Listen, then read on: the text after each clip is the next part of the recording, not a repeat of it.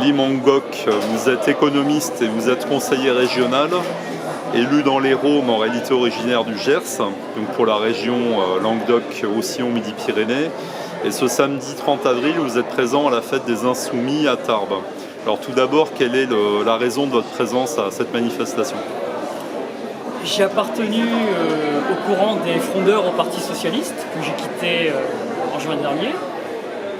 J'étais membre de sa direction et j'ai considéré avec un millier de camarades que la fronde avait épuisé ses effets puisque nous avions échoué à transformer la politique du gouvernement en restant au PS. Et donc c'est la raison pour laquelle je suis parti et aujourd'hui je considère que Jean-Luc Mélenchon est le candidat le mieux placé pour représenter une alternative de poids à la fois à un PS discrédité mais aussi à la droite et à l'extrême droite en 2017. Et c'est la raison pour laquelle nous démarrons ici avec les militants de la France Insoumise, la campagne du GLM 2017 et l'un des thèmes aujourd'hui que les organisateurs m'ont demandé de développer est le thème de l'Europe parce que j'ai eu la chance d'être député européen de 2009 à 2014 et j'ai pu voir un certain nombre de choses et j'ai livré aujourd'hui l'expérience que j'en avais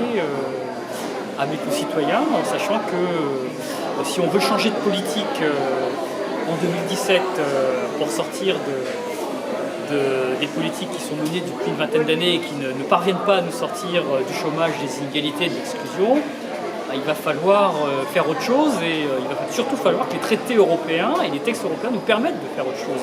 Ce qui n'est absolument pas gagné, puisqu'on a un traité budgétaire aujourd'hui qui fixe le cap de ce que ne peuvent plus faire les budgets dans chaque État européen. Et les budgets, c'est l'État, c'est l'intervention publique, c'est la sécurité sociale, c'est les dépenses sociales, c'est l'investissement public, c'est les dotations des régions, etc.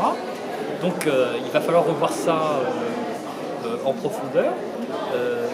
Qu'est-ce que vous proposez en fait pour essayer d'inverser la tendance ? Est-ce que par exemple vous avez partagé la position de l'ancien ministre des Finances du gouvernement grec qui propose carrément de réinventer l'Europe sur des bases complètement nouvelles, de repartir presque de zéro pour refonder une nouvelle Europe ?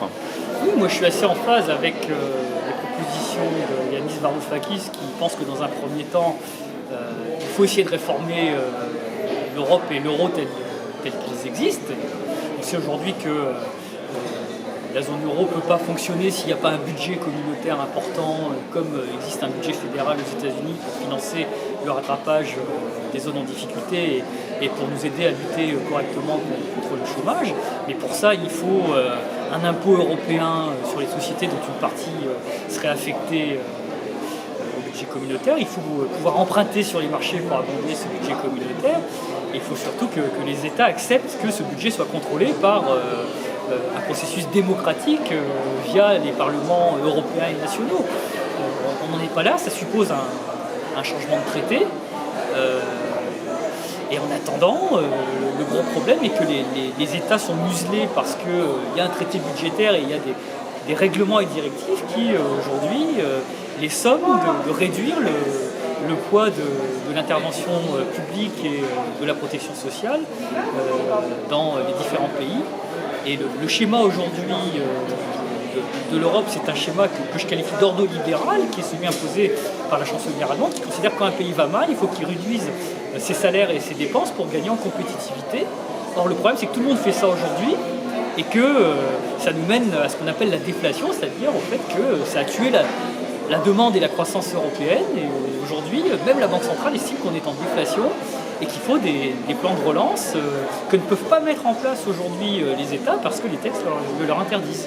Alors la solution passe par quoi ? Par des changements politiques au sein des différents pays de l'Union européenne, par une mobilisation citoyenne internationale, par une action au niveau du Parlement européen. Enfin, comment vous voyez l'évolution des choses ? Dans l'Europe actuelle, tout se passe au Conseil. Dans le traité de Lisbonne, on n'est pas dans une Europe démocratique, fédérale, telle que la rêvent certains Européens. On est encore dans une Europe où, malgré la monnaie unique, tout se passe au Conseil européen, où c'est le bras de fer entre les États qui décident. Aujourd'hui, dans l'Eurogroupe, dans ce qu'on appelle l'Eurogroupe, c'est-à-dire les pays de la zone euro, si si l'Allemagne n'est pas contredite par la France, eh bien c'est elle qui décide. Et le gros problème, c'est que nous avions élu François Hollande en 2012 pour qu'il renégocie le traité budgétaire et réoriente la construction européenne. Il ne l'a pas fait. Il fait aujourd'hui la promotion du modèle économique allemand. Et si par bonheur on arrivait à investir un président qui ait la volonté politique de dire non à l'Allemagne, ça serait la condition aujourd'hui pour modifier les textes européens.